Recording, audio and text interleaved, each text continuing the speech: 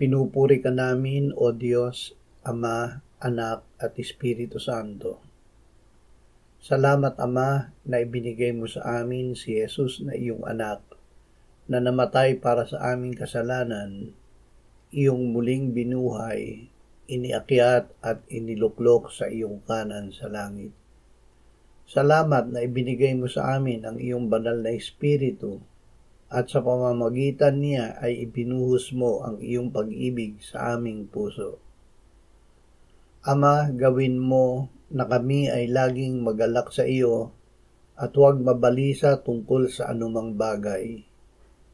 Hihingi namin sa iyo ang aming pangangailangan dahil ikaw ay tumutugon sa aming panalangin. Ibigay mo sa amin ang iyong kapayapaan. Ingatan mo ang aming pag-iisip kay Kristo Jesus. Amen.